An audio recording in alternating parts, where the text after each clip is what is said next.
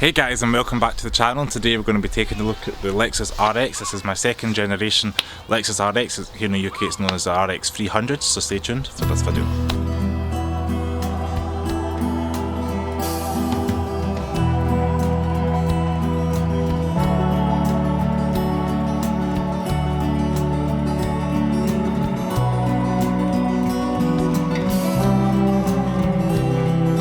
So if anybody doesn't know, the Lexus RX is the largest Lexus that they sell here in the UK in terms of 4x4s. Over in America and other parts of the world you get the GX and LX, which are Toyota Land Cruiser based.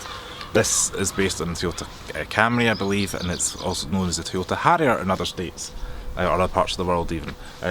This being the second generation, it came in at about 2003 all the way up to 2009 or late 2009, and the third gen RX 450h came out over there in the UK. So we'll start off at the front of this car. I think it's quite classically styled. Obviously it's been coloured in an old man kind of beige, which is obviously a good and a bad thing depending on what you're looking for. If you're looking for a used one of these, I'd always say go for a spec like this because you know it's going to be well looked after and somebody's cherished it. The front end of the car is very subtle, none of that big Lexus grille. We've got a very small grille here and almost a little scoop in the front there. It kind of reminds me of the Lexus LFA. I always remember them always saying that about a panel gap, and Lexus have incorporated that into the RX, which is pretty cool. We've got Lexus headlight washers at a touch of a button, they'll come out and squish the headlights, which is also pretty awesome. Got little fogs down below, and overall it's quite an attractive car. I'll just show you guys right now. So there's your fog lights, work our way around. Not too much going on. This one isn't fitted with any parking sensors or anything like that, so that makes parking exciting in tight spaces. Over on the side you can see we've got a little bit of plastic cladding running along the base of the car. And we've got these attractive alloy wheels. These particular ones are 18-inch alloys, and what I quite like about them is how easy they are to clean when you're washing the car. Obviously it's a bit dirty now because we've had intermittent rain being all through July, one of the wettest months I would say. But as you can see, they're pretty easy to clean. Oh, they're attractive and kind of simple in design. That takes like seconds to wash all that dirt off. That's a positive for this car. I like the little bumperettes at the side of the doors. Definitely a period feature. Don't really get that in modern cars unless it's somebody's sticking them on. And overall, a well proportioned car. I quite like these kind of cluster rear tail lights. I know they're slightly different than RX 400h, and you even get the blue emblem on the 400, but you know this is the 300 because it's not got any hybridness. And again on the back there, RX 300 without any hybrid badges there. Just to look at it, it's pretty curvy, and I quite like obviously sports utility SUV styling. Even got a little spoil up here integrated in, and it's black, and again it kind of hides the proportion of the car because you think it stops there and you've got a couple of inches more. We'll start off with boot space in the car, so if I get the key out. So for the Lexus RX, you do have a power boot, so you can unlock the car and hold it in. And like so, it comes up. Just wait a couple of seconds. Decent sized boot space, ideal for carrying a dog in its nice glued off area. A little bit of intrusion for, I guess that's where the tyres are going to be, suspension joints under there. That's both sides. Overall relatively flat floor, and we've got this little kind of rubber mat we've put in to protect the car. But yeah, not a bad space. And then nice wee trick, when you pull this back, this releases back over the partial cover will release back down when you open the boot up. And one quirky kind of feature if you're doing Doug Demuro in this is these little mats there that you clip into the back of the headrest. Obviously it's fell off on the left hand side there. I thought that's a nice little touch Lexus have done to try and cover the bridge between where it clips into and the back seats. And we've got power closing as well. You can see all the Japanese symbols. They unfortunately can't be Japanese, but there we go. And overall you can see it's quite an attractive car. Hit the mount with a camera, which I think is quite impressive with this generation of car. And we'll go jump into the front of the car.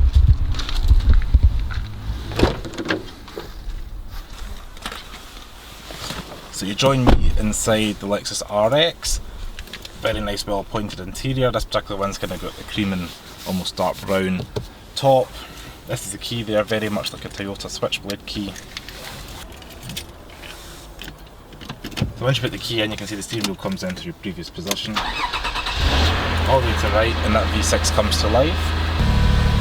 So one cool feature there, you can see in the door, when the engine's on, it flashes to let people know the door's open. Quite a nice feature. The things from the get-go inside the RX is it's so quiet, especially on the road, on the move. It's nice and quiet on the road, but even sitting at idle, the engine's just heating up, and it's pretty nice and quiet in here.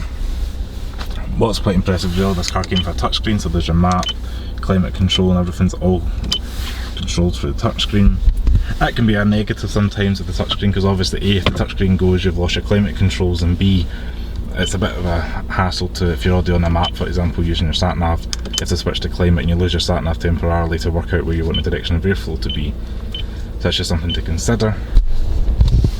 Quite like the little clocks, very much Toyota Lexus parts bin there. Everything's easy to control. There's your rear, front defrost, rear defrost with your wing mirror. Passenger temperature control, so easy to touch. You can hit the dual button if you want it to be on both sides, and as you can see, the temperature increases and decreases like so. Nice big touch buttons. Radio, this is the Pioneer system, I believe.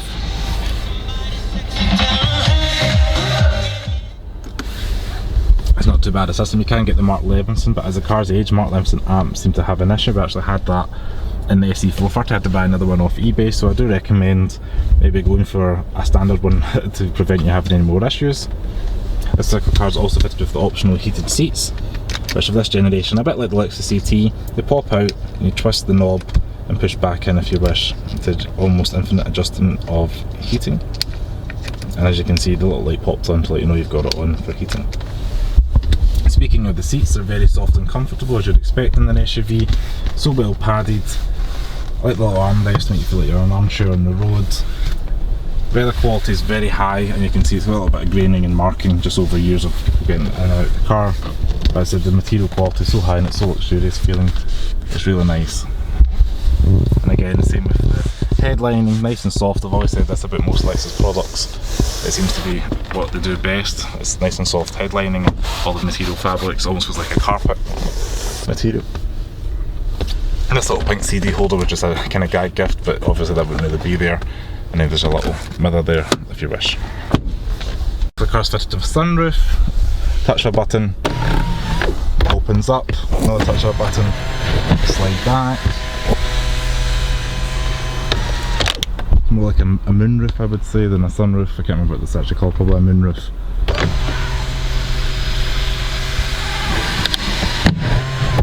Right, and then you also have the manual adjustment to close over, a bit like the modern one. I drove the 2020 RX relatively recently, like so.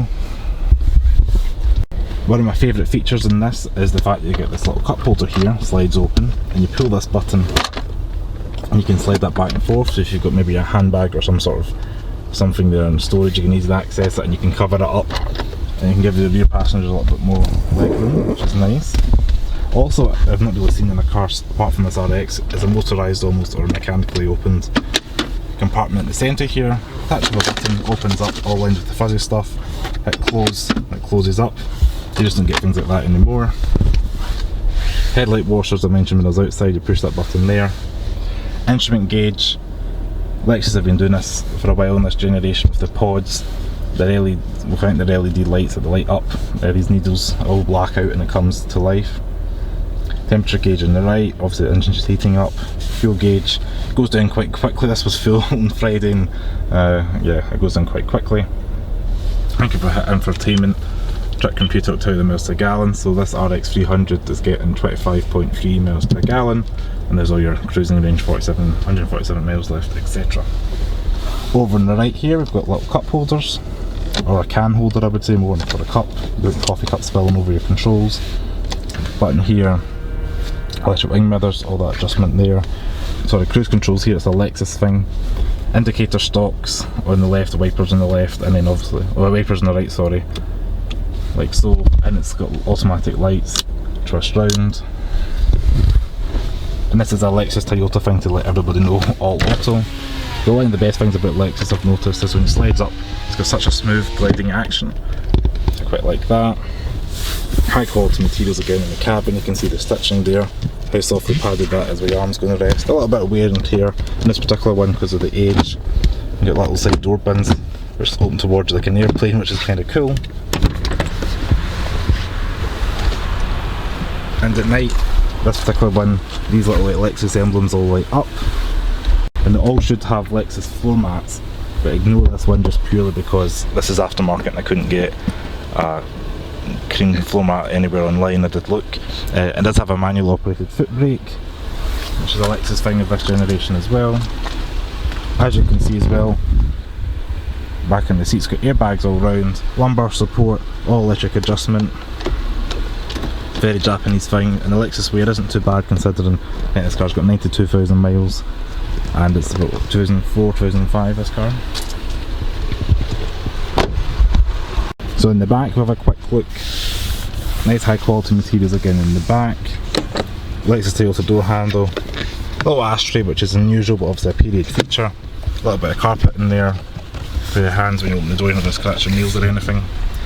Very, very small. Kind of door pocket doesn't open like the front, so maybe we're going to actually fit an iPad or something in there. Airplane style storage again behind the seats, which is quite nice.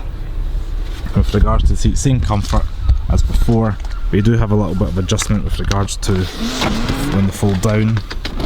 Obviously they would fold flat, just the tripod and all that's in the way. Slide back, and then they also slide back and forward, which is a nice neat trick. So we'll pull this lever here. You can kneel forward or kneel back, depending on what you want, more or less room. And once you're in the back, you get a nice view of the front. Nice view of the front, everything's nice and proper. Headroom in the back isn't too bad. I'm 5'11", I've got about 3 or 4 inches of headroom. Nice curve out there, you can see it dips down in the middle but then curves back up for your headroom, so that's nice and decent. The leg room's adjustable, so plenty of room. Definitely ideal for 3 abreast, I'd even see, but if you wanted to, you get even room there, a little bit of storage for cup holders. And for its cup holders go for rear, I think that's quite a nice feature. Kind of a stainless steel or brushed aluminium metal look, and again you've got a little bit of storage in there for more stuff. It's not every day you see that, but I think that's one of the suspicious looking rear seat cup holders that you'll see. And again there's little child seat anchors down below in here. You can, if you're worried about putting a child seat in, you can literally clip them in like so. So we'll get back out the car.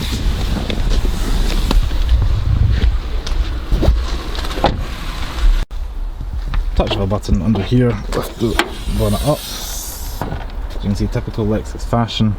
Everything's covered up by some sort of plastic. Plenty of sound deadening underneath, which is a nice Lexus quality to have. And there you can see the VVT V6 engine. 24 valve. This means variable valve timing. So being a UK spec, this car uses the 3 litre V6 engine as I mentioned, 198 horsepower you can expect, and about 209 pound-feet of torque or 283 newton meters of torque from this car. And that gets the car from 0 to 60 in about 8.9 seconds, which isn't too bad considering the size and weight of the car and the age of the car. And I forgot to mention when I was on the inside, this car uses Toyota or Lexus's 5-speed automatic transmission. The facelifted one's got the 6-speed, but also similar, this Lexus SC also uses the 5-speed transmission. And everything's easy to, there's your brake fluid, window washer fluid, everything your dealer interact with, Lexus go and tell you where you can do it, engine oil, and then obviously take it to a dealer for anything major. So I think it's time to take the Lexus RX a drive. The key out again, it seems to self-lock pretty quickly.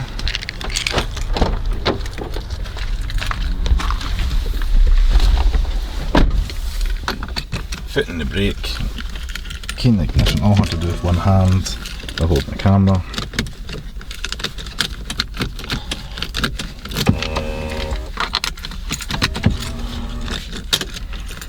You can see the gauges come to life.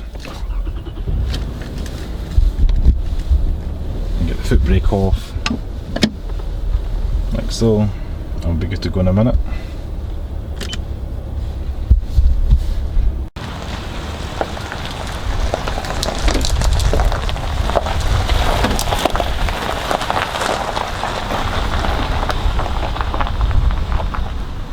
now you join me inside the RX and it's time to go a drive. Just slowly going down the driveway. Next thing, first thing you notice is how smooth and comfortable the Lexus RX is, especially once you're on the move. And I think around cruising speed around town, this one, I think the hybrid would make more sense, but the RX 400 make more sense than the 300. However, it's just so soft and comfortable. It seamlessly switches between first, second and third gear. You never feel you're wanting for more power, which is obviously a plus.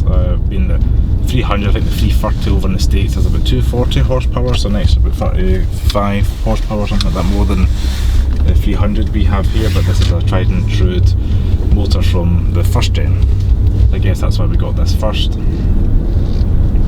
Seamless transmission, can't really fault in any way. Being a soft riding 4x4, it really cushions all the blow when you're driving around on the road. Just turn left up this corner here, up a hill. Give it a bit of power. Effortlessly managing to get up this kind of steep hill here. You're going to have no issues with this car around town, especially as a family vehicle. It's just so comfortable, so easy to use. Just turn left here. I like how you get good visibility as well. It's going to seem if all these kind of SUVs are taller than most things on the road, especially if the generation it is meant to be one of the larger cars of the generation. You're probably sitting around about Jaguar F-Pace height for a new car.